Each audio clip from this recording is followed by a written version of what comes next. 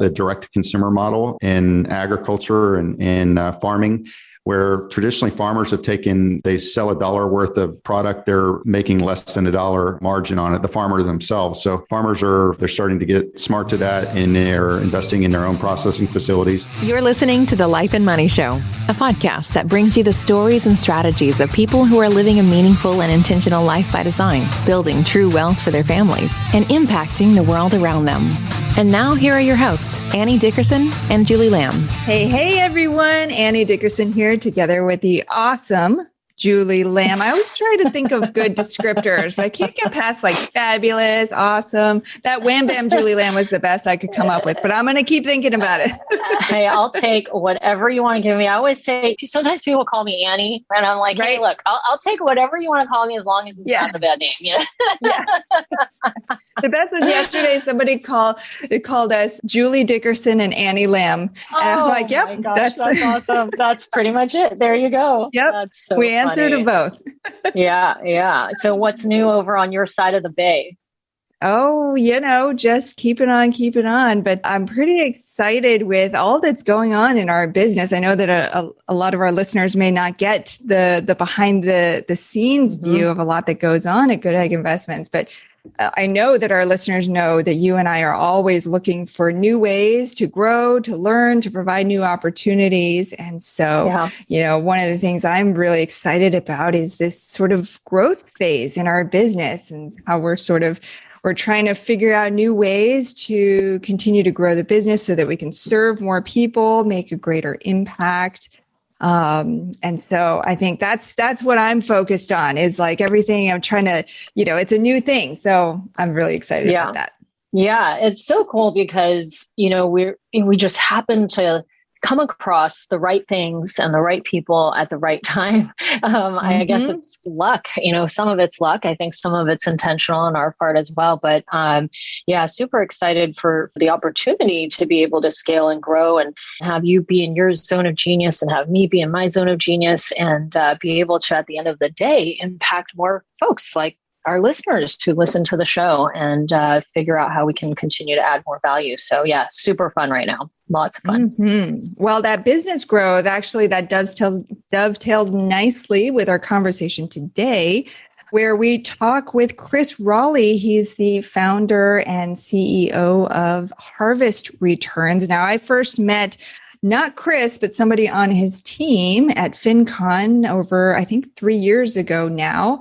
And at the time, they had started their business in 2016. And they invest in farming businesses.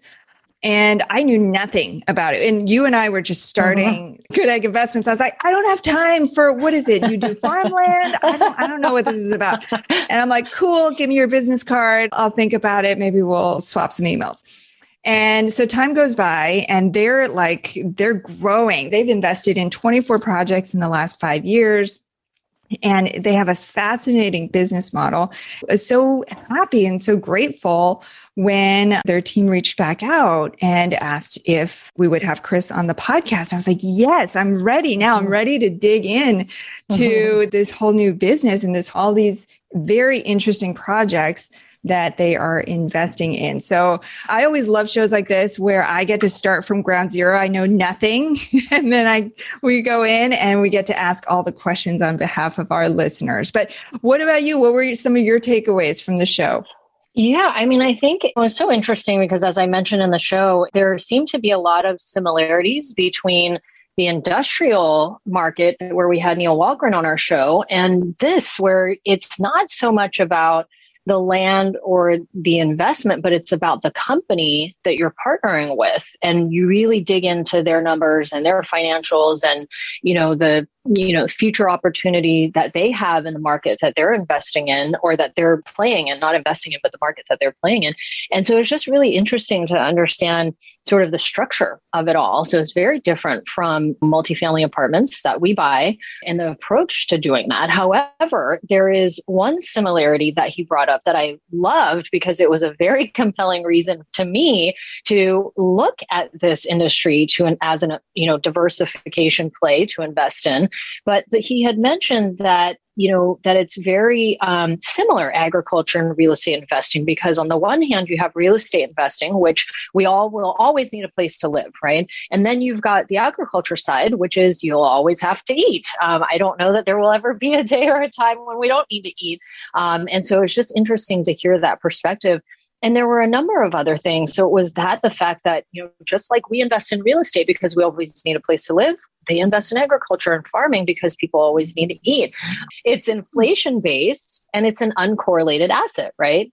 And so it's just, and he went on. I mean, that was just the few things I was able to scribble down in the time that he was talking. But to listen to the show, because he talks about all the different reasons why they invest in the farming business. And so it was just so fascinating to learn. I love learning about these alternative investment opportunities. And it's definitely a focus for us at Goodegg is how can we expand? I think that's more of our long-term vision. Right now, we focus on multifamily and storage and mobile home parks, but how can we get to a point where we are able to offer diversified opportunities to our investors? And I think right now is such an important time for investors to be thinking about that as well because of everything that we're going through in the world. So, yeah. Mm-hmm. I mean, yeah, that was one thing that stuck out to me too was, it turns out people like to live indoors and people like to eat. So if you're going to invest in two things, invest in real estate and invest in farming. And it's fascinating to hear him talk about how the farming industry has changed over the years and where he thinks it's going to go and how their investments sort of play into the changing landscape of farming. And they always say, the best investments you can make are in real estate and in business. And so he talks about a lot of the opportunities they're seeing to invest in farming businesses. So for all of our listeners, if you know nothing about these types of investments, don't worry. We cover it all in this show. And whether you're considering investing in farming businesses or you're investing in multifamily or rental properties, whatever it is, a great place to start is to get a copy of our book. It's called Investing for Good. And we have a free copy for all of you. Just go to goodegginvestments.com/book. And with that, let's dive into our conversation with Chris Rawley.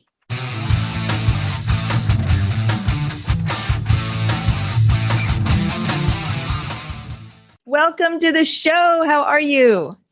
I'm doing great, Annie. Thanks for having me on. Absolutely. Now, Chris, you are both an entrepreneur and a captain in the Navy Reserve, helping to manage hundreds of sailors operating across Europe and Africa.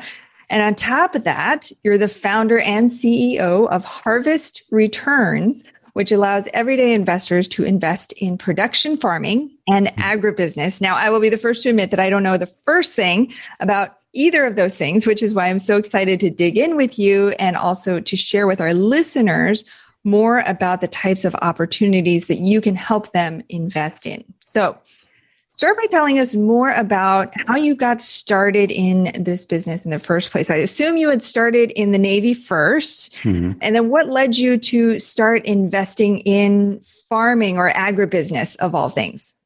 Yeah, so I did the initial part of my formative years in the Navy and traveling a lot overseas. And my first job after leaving active duty was working in commercial real estate. And that's where I caught the sort of real estate bug and the real estate investing bug. And so like a lot of people that get into real estate investing, I started out small and gradually built my own portfolio and my own account and then started investing with other people passively.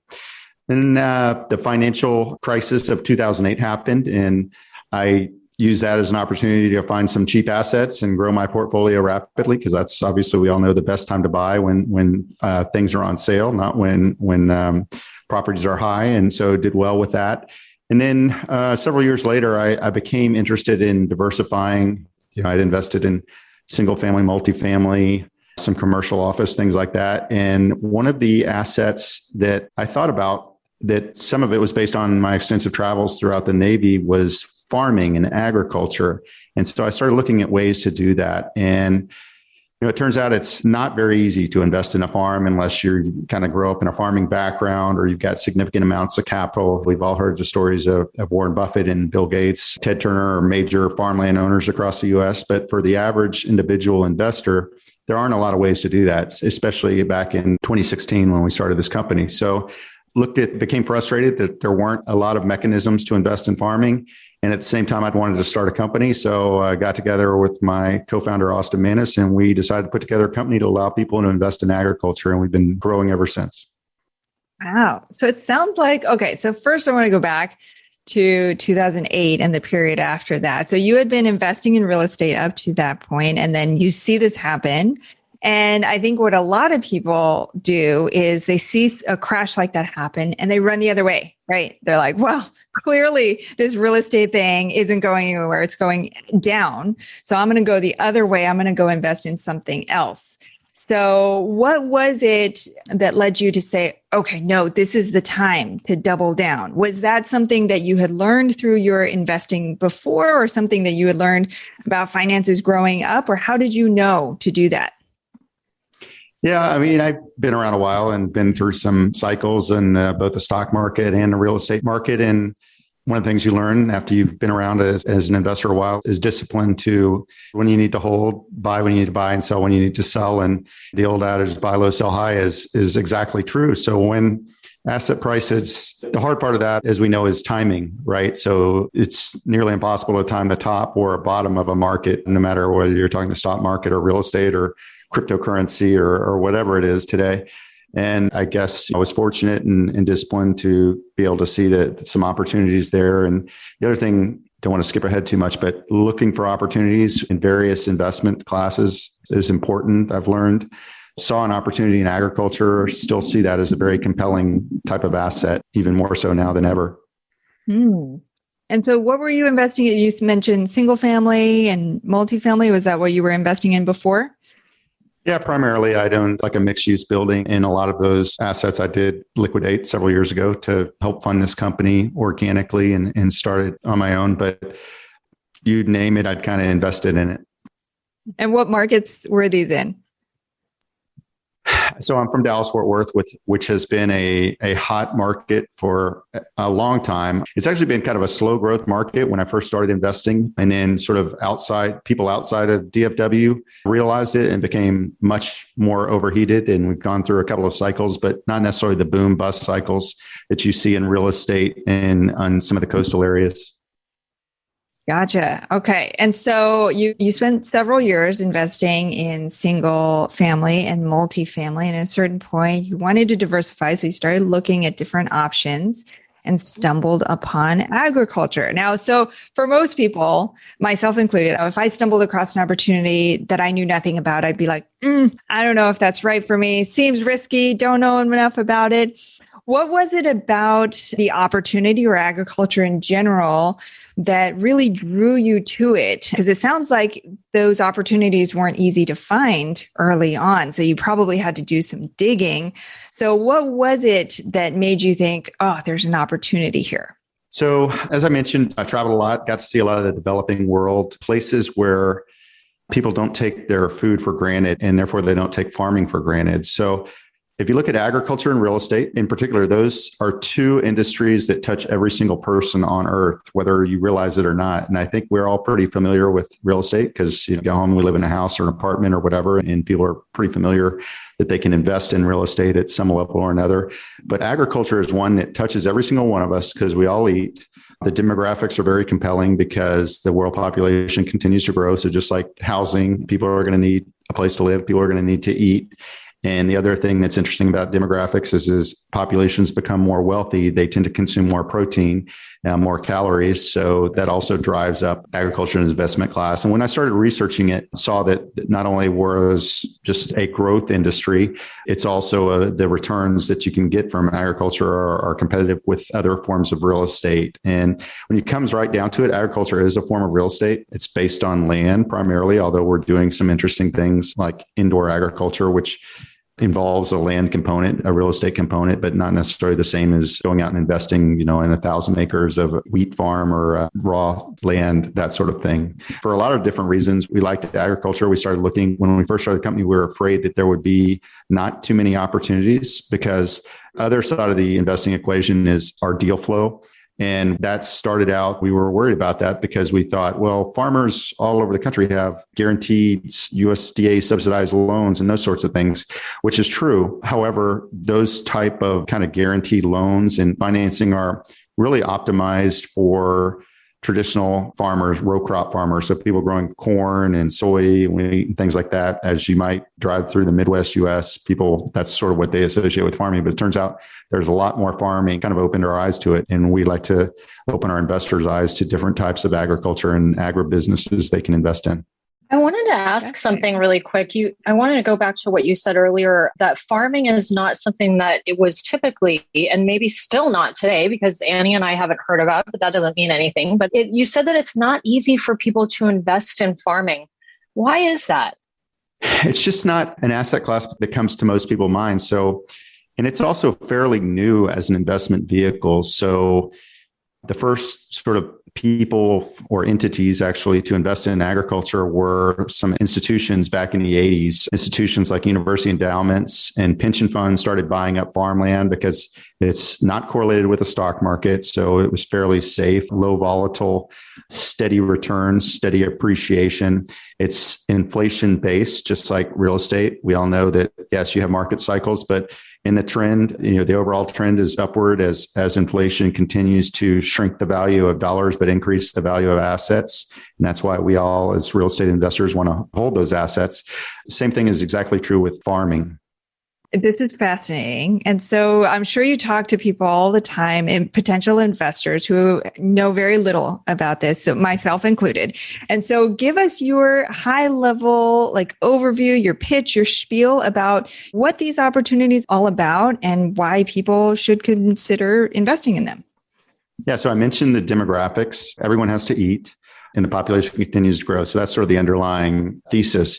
We're in some very niche spaces of agriculture. And although people are able to invest, Julie's point, people are earlier point, able to invest in like farmland REITs, publicly traded. That's one option, which you can certainly do that. These funds hold large swaths of farmland that they've bought up, and there's some economies of scale there, and they pay a fairly steady dividend. The problem with investing in the public markets, and they're susceptible to market corrections, they're not necessarily, you're taking an uncorrelated asset, you're putting it in a correlated investment vehicle, publicly traded stocks. So that's why we're a not big favor of necessarily that vehicle. But the kind of focus areas that we like, one is grass-fed livestock.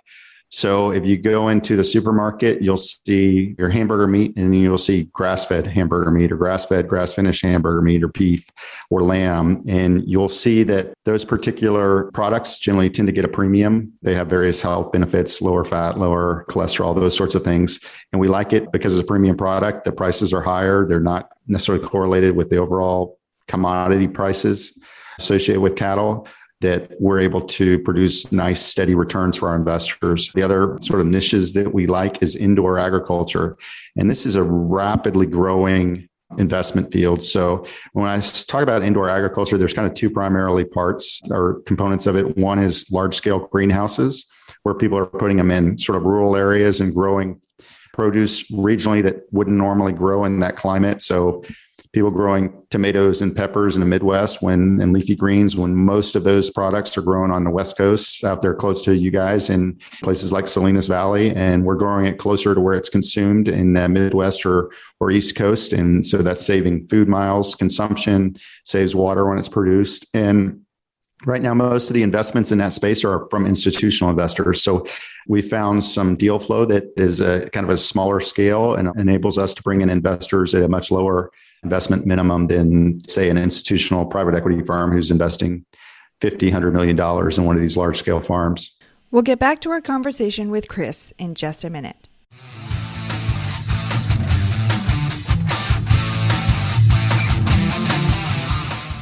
Have you been thinking about investing in real estate but aren't sure you have the time or the desire to manage the investment? Perhaps you're afraid, like we were, that you'll make the mistake of choosing the wrong mortgage or the wrong team and lose your entire investment. Well, that's exactly why we created the Goodegg Investor Club. We do the work of identifying solid real estate investment opportunities in the best markets around the country and then partner with you to acquire these investments, and then we'll all share in the returns. We'll identify the growing markets, strong, experienced teams, and the solid deals. We do all the heavy lifting of managing the tenants and the renovations, and as a passive partner, you get to enjoy all the benefits of investing in real estate, monthly cash flow, long-term appreciation, and the ongoing tax benefits. When we first discovered passive investing through real estate syndications, we realized it fit perfectly into our busy lives. We could put our money to work for our families, work less, and get more time back in our days so that we could focus on what matters most and discover our true passion and purpose in life. We've now helped hundreds of people invest passively in real estate syndications and are seeing the positive impact it's had on their lives. We invite you to partner with us by joining the Goodegg Investor Club today so you can start putting your money to work for you and get more time back in your day, because we know that when people have more time in their days, they can do the true work they were intended to do, and the world will be a better place. To sign up for the Goodegg Investor Club, go to goodegginvestments.com/invest and we'll take it from there. That's goodegginvestments.com/invest.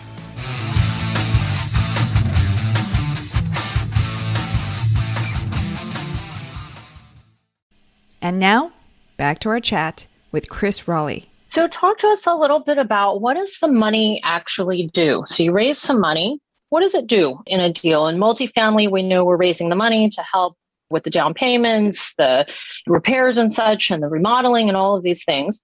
When you raise money for farming investments, where does the money go and what does it do? Is there any positive impact on what investors are doing? Talk to us about that. Yeah, so we basically different types of investment, different structures. Some of our project developments, so like brownfield development, just like you might invest in apartment complex development where people are starting with a piece of dirt and building an apartment. There's some risk involved there, but your returns are higher, or there's sort of the value add. We see some of that as well. The strategies are a little similar. We're investing in a farm. We recently did a investment in a sheep company or a lamb company where basically outsource the production of their sheep, and they're bringing some of that in-house, and they also outsource some of the processing of their sheep, and they're bringing some of that in-house with the capital that we help raise. They're going to expand their processing facility, so that increases their margins. So that's kind of a form of value add that real estate investors might be familiar with. And then they're selling direct to consumer. And so that we're seeing more and more of that, the direct to consumer model in agriculture and in farming, where traditionally farmers they sell $1 worth of product, they're making less than $1 margin on it, the farmer themselves. So farmers they're starting to get smart to that, and they're investing in their own processing facilities. So taking out the middleman, they're investing in their own direct consumer websites, or using some third-party websites where they can sell it's kind of just like selling maybe at a farmer's market, a small scale backyard farmer, hobby farmer might take their extra tomatoes and sell them on a weekend in a farmer's market. It's the same thing, but using the web to get broader consumer base. I want to clear something up for our listeners and for myself. So I know there are some companies out there that invest in farm land, right? They buy the land and then it's almost like a triple net lease. They lease it to farmers who then use the land to farm their crop, and then they make a profit, right? But that is not what you guys are doing. You guys are investing in existing farming businesses that are already doing well, but they are, like sheep example, they're wanting to expand in some way. And so the capital helps them to do that. Is that correct? That is correct. So we're not really involved in the operating kind of the sharecropping model that's very prevalent here in the U.S. Generally, the people that we are helping fund their operations, they are either established or they're setting up something new. So we've got some entrepreneurial type people we work with. We're bringing in capital to invest in, starting up their vertical farm or establishing a vertical farm. And it's part of a more complex capital stack where they might just, like if you're doing a real estate syndication, you've got hopefully the sponsor has some skin in the game. They're bringing in some outside investors, and then they might have a bank loan. And we do the same sort of thing on our larger scale projects, especially our greenhouses, where they might be a $20 million project, but we're only bringing in maybe $1 million as part of the capital stack. Got it. And then, because I assume that these businesses, even though they're all agribusinesses, are going to be different. They're going to have different business models, different sizes, different experience, track record, all of that. So What do you look for when you're evaluating a potential opportunity, and what makes it sort of pass the mark, so to speak? Yeah, so probably a lot of your listeners, I've evaluated like multifamily deals, and kind of they all look more or less the same. There's some CapEx and there's some variable cost, and the rents and the revenue is all pretty easy to understand. Agriculture is different. We really have to dig into these models because there's not just the top line sales of are they selling to consumer? Are they selling to a wholesaler? You've got a lot of biology involved, whether you're talking about tree crop where you plant trees and it takes 3 to 4 years to get your first crop, to get your first revenue. And that's a different sort of financial model versus you're in a vertical farm and it takes maybe 6 months to a year to develop. And then it just starts cranking out lettuce and leafy greens 6 or 7 times a year, or multiple crop cycles, which is actually another benefit of indoor ag. You've got multiple crop cycles and it's much more flexible than growing field grown produce. So every deal is unique. We do on some of them, there's a lot of commonalities, like when we do our grass-fed cattle notes, those are pretty similar, although there are numerous ways that livestock farmers and ranchers produce revenue. So it does require a lot of education, both on our parts and our investors' parts, and we learn as we go along. However, one of the things that's common, probably exactly common with real estate, is you're looking for a team, and you're looking for a team with a track record. So when somebody comes to us with a project, we look deeply into their background. Have you done this before? And maybe you haven't done this particular crop or this particular type of operation, but maybe you put together a company, you built a company, you've grown sales, increased revenues, you turn something around, that sort of thing. So sponsor track record and sponsor ability to execute on the plan they put together are critical, as well as the numbers and the market conditions and things like that. When you look at these types of opportunities and you identify one that you say, okay, yes, this is one that we want to partner with a farmer on, give us your top 3 things that make a good investment opportunity where you're like, oh, yes, this is definitely something we want to bring to our investors. Yes. So the first one is definitely the sponsor track record, not just when we do background checks, make sure they pass those and things like that, but that ability to execute and promise to be a long-term partner, because we want to work closely. We're the asset manager, so we want to work closely throughout the life cycle of the deal. The second is the risk, identifying and mitigating the risk. So every deal has different flavors of risk. In agriculture, there are some unique ones, such as disease and weather impacts, droughts, things like that. Some of those, that's one of the reasons we like indoor agriculture, because a lot of those risks are mitigated. But has the sponsor identified the risk, and have they put in place plans to mitigate them beyond just insurance, which was kind of what we expect in the real estate side.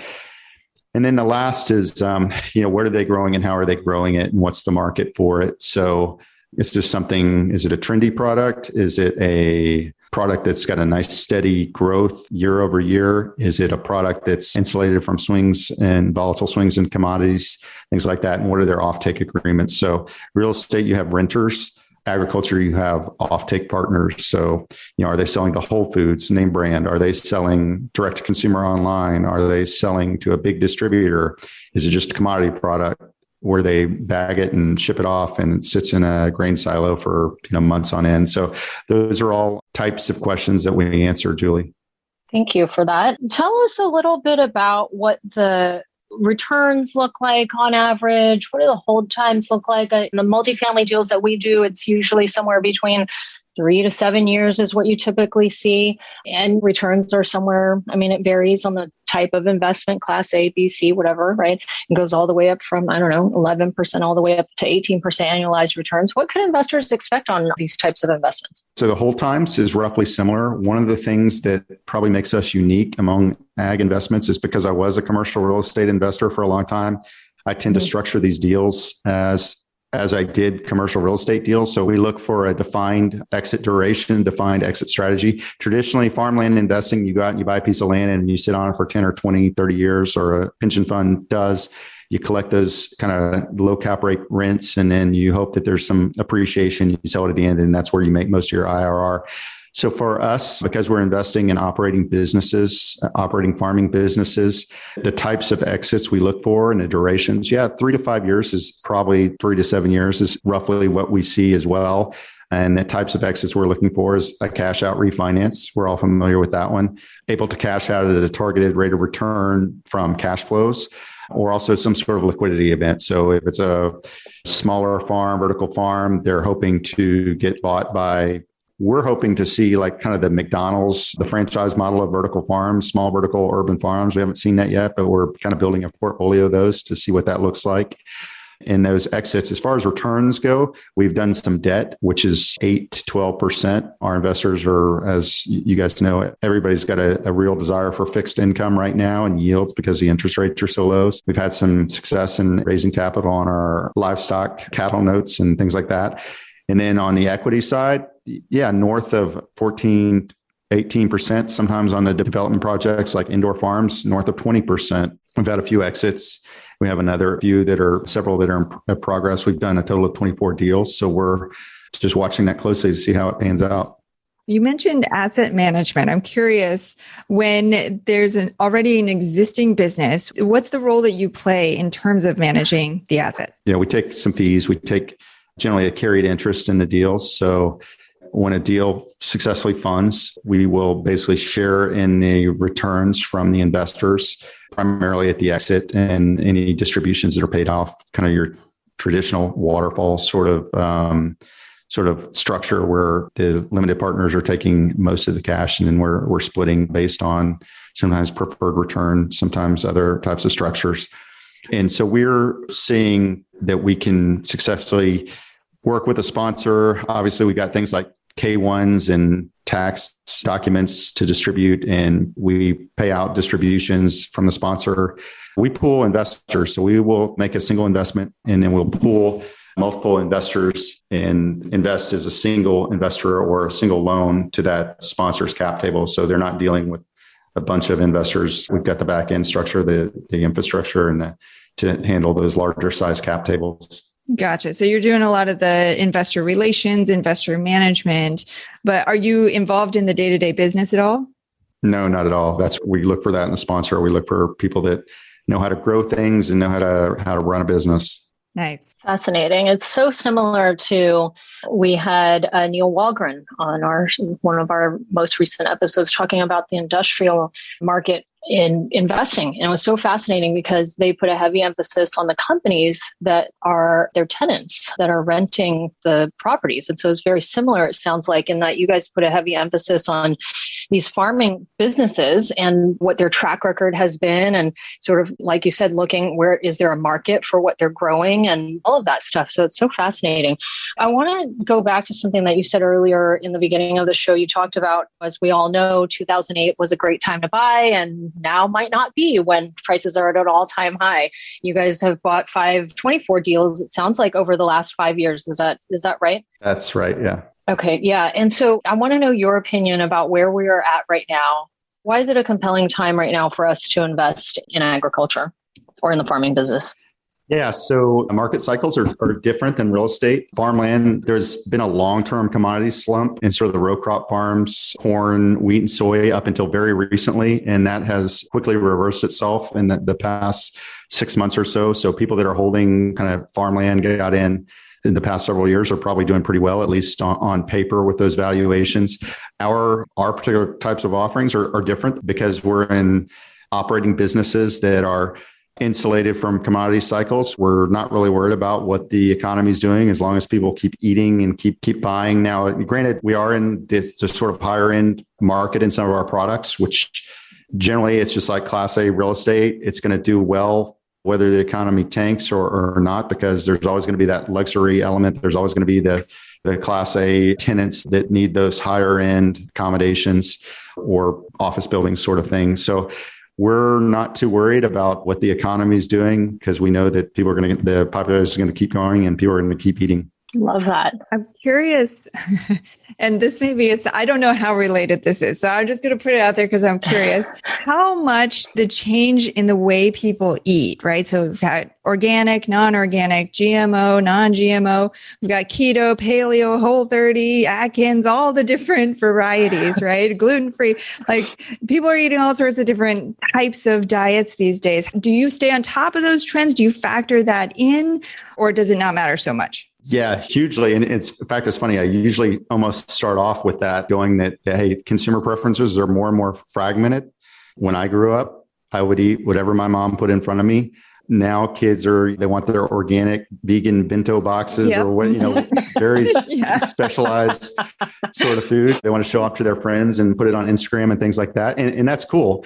So effect of that is that consumer food preferences are becoming much more fragmented. So our agriculture industry writ large has grown just the opposite direction, very commoditized, very industrial the past 50 years. Why? Because it's cheaper to produce food that way, and you can just produce in scale. So what we're seeing is more farmers, whereas the past 200 years in the US, the number of farmers have shrunk. There's only about 2 million farmers. There used to be over 90% of the population was farmers 200 years ago. So we're seeing more and more farmers starting, more and more farm entrepreneurs that are doing things like organic, that are doing plant-based protein. We helped fund a spirulina algae company last year up in New York, which is a form of alternative protein that people are putting in smoothies and things like that. That is actually, it sounds weird, but it's actually really good. We're doing cattle, grass-fed sheep, things like that is part of that trend that people want, very specific, whether it's a keto diet or things like that. They want very specific types of protein. So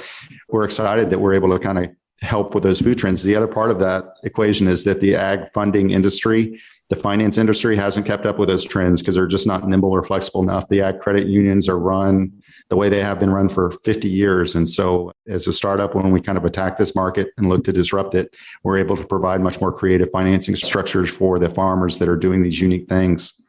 So fascinating. Given what you now know and having done 24 deals, what do you see as the future of the agricultural business? Yeah, so we're going to see more and more of this fragmentation. We're going to see more people growing locally, more different types of production, whether it's hydroponics or aquaponics, vertical farms on a small scale and large scale, unique types of protein, all to meet that consumer demand. There will always be because the population is large, because not everybody can afford every type of food, there's always going to be a room for large scale industrialized agriculture across the world. But in the US, those are the trends. Now, overseas, especially in developing countries, it's almost the opposite, where you have all these smallholder farmers that are producing food like they have produced food for hundreds of years on an acre or so. And we're seeing some consolidation there as they get access to more sources of capital. We've done a couple of deals in developing countries, and we're excited to be part of that trend as well. And that's ultimately where the large scale growth is going to be. Nice. Well, I could go on and ask so many more questions. It's so fascinating to hear about this industry. I am definitely intrigued and will want to chat with you after the show for sure. But we're going to move into our Life and Money Show Spotlight round, where we're going to ask you a couple of questions around life and money. So the first question is, what is one thing that you're doing right now to live a meaningful and intentional life by design? Well, one of my hobbies and pastimes has been travel. So with COVID winding down, I'm excited to get out and see the world some more, and working on scheduling some trips both in the US and abroad. Nice. What are some places on your, what's on your list? 3 on the list? Yeah. So the only continent I haven't been to is Antarctica. So that's on a bucket list sometime. Eastern Europe, haven't spent much time there. I'd like to get out there. Parts of South America, haven't seen. Yeah, just lots of different places, and go back to some of the places that I've enjoyed. Like Iceland was a tremendous, amazing place. I'd like to go back there. Nice. We're trying to get to Iceland too. Probably won't make it out there until next year. Where do you like to go there? So I did I took my daughter a couple of years ago. We did kind of the southern route, which is really interesting. Ocean, mountains, farms, visit a couple of farms while we were there, that sort of thing. But now there's a live volcano that it's become kind of a tourist attraction. So that's also interesting. Oh, nice. I think I've seen videos of that where they look uncomfortably close to the lava flow. I'm like, is that okay? Yeah.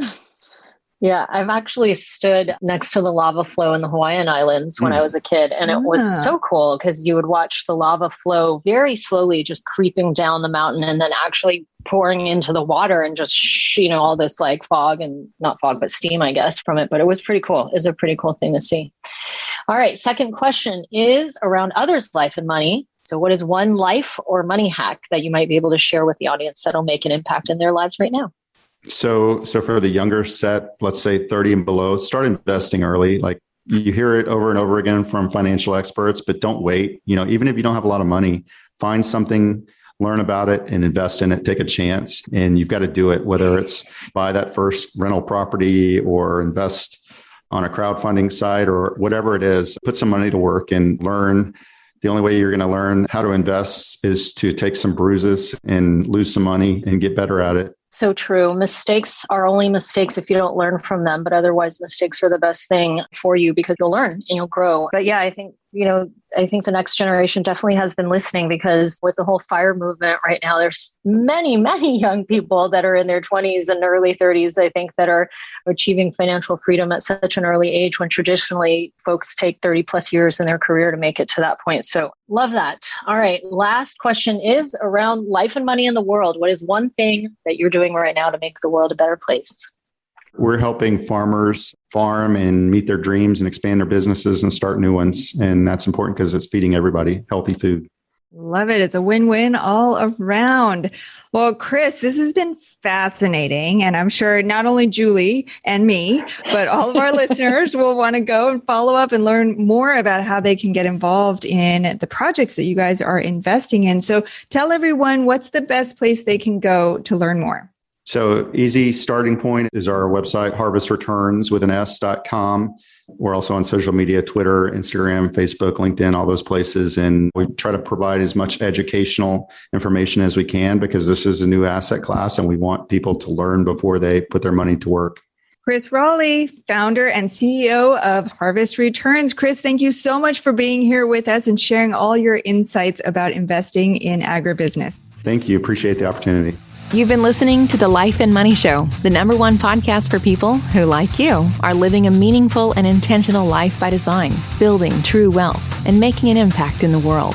For more resources, check out goodegginvestments.com and be sure to join the Life and Money Show community on Facebook. And if you got value out of the show, please subscribe and give us a 5-star review so we can continue to bring you amazing new conversations.